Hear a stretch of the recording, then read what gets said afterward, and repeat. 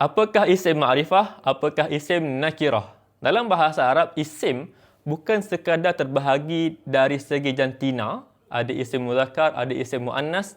Dan bukan juga isim itu hanya terbahagi kepada dari sudut bilangan. Ada isim mufrad, musanna, jama'.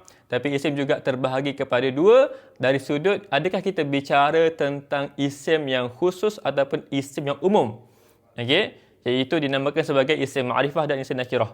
Okey. Contoh. Saya Arif, awak bayangkan awak adalah Ali. Okey, Arif dan Ali. Kita berdua belajar di sekolah yang sama. Okey. Suatu hari pada hari Jumaat saya MC, saya tak pergi sekolah. Okey. And then keesokan harinya Sabtu, weekend, saya pergi taman dan terjumpa pula awak, Ali. Okey, saya pun tegur, ya Ali. Hal dhahabta ilal madrasati amsi? Adakah engkau pergi ke sekolah semalam? Okey, maka di sini perhatikan, fi hadhil jumlah, dalam ayat ni ada kalimah sekolah, al-madrasah. Adakah sekolah di sini adalah kita bicara tentang sekolah yang khusus ataupun umum? Khusus maksudnya kita bicara tentang satu sekolah spesifik.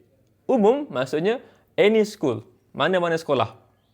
Maka di sini sekolah yang khusus, sekolah kita berdua lah, Arif dan Ali. Okey, bila khusus maka dia adalah isim ma'rifah. Khalas. Nampak tak? Bila dia isim ma'rifah, kita kenalah letak alif lam. That's why saya tanya, hal dhahabta ilal madrasati amsi? Hakadha, begitu. Contoh yang kedua. Saya dan awak, kita tengah dalam kelas di sekolah, dalam kelas. Okey, dalam kelas bahasa Arab contohnya, dekat depan kita ada cikgu tengah mengajar. Mengajar. Okey, ini adalah i'rab dia apa? Fa'il marfu' bi dhammah. Tiba-tiba awak Ali, awak tengah macam tak fokus. Okey. So saya Arif pun tegur awak Ali. Saya kata, "Ya Ali, rakiz, fokuslah. Wahtarimil muallim, dan hormatilah guru." Dekat ayat ni, dalam ayat ni ada kalimah al-muallim. Al-muallim maksudnya ialah guru. Adakah kita bicara tentang guru yang khusus ataupun mana-mana guru? Khusus. Saya dan Ali, we are talking about guru yang dekat depan yang tengah mengajar. That spesifik seorang guru itu. Maka dia adalah khusus. Al-mu'allim adalah khusus. Maka dia adalah isim ma'rifah. Maka kita kena letak alif lam. Okey. Contoh yang ketiga. Arif, seorang yang bercita-cita besar. Dia ingin bekerja di syarikat yang besar. Okey. Maka saya kata, ana uridu an a'mala fi syarikatin kabiratin. Aku ingin bekerja di syarikat yang besar. Kalimah syarikat dalam ayat ini, adakah dia khusus ataupun umum? Adakah dia nak Arif bagi tahu dia nak bekerja di sebuah syarikat yang tertentu, khusus? Ataupun ini syarikat yang besar? Ataupun dia dah tujukan kepada sesebuah syarikat yang tertentu, yang besar? Tak. Belum. Dia pun tak tahu. Dia masih lagi belajar. Dia pun tak tahu mana syarikat yang dia nak bekerja yang besar tu. Maka dia bicara tentang syarikat besar yang umum, tidak khusus.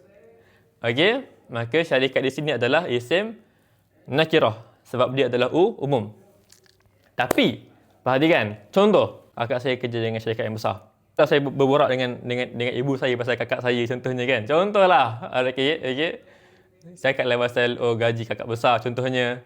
Saya pun kata li'annaha, kerana dia li'annaha ta'malu fi syarikatil kabirati. Kerana dia bekerja di syarikat yang besar. Di sini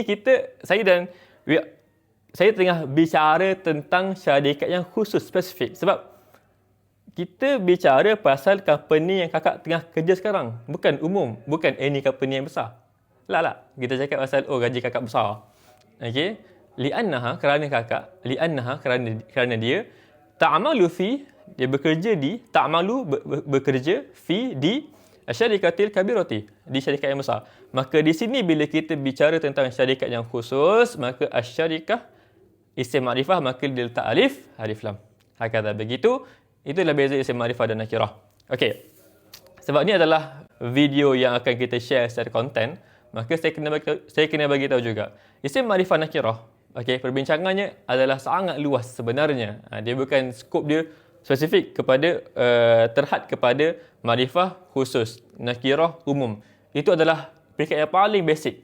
Okey, sebenarnya dia akan luas lagi kalau kita belajar lebih advance. Cuma perbincangan yang saya syarahan yang saya bagi dalam video ini sesuai untuk pelajar SPM Bahasa Arab.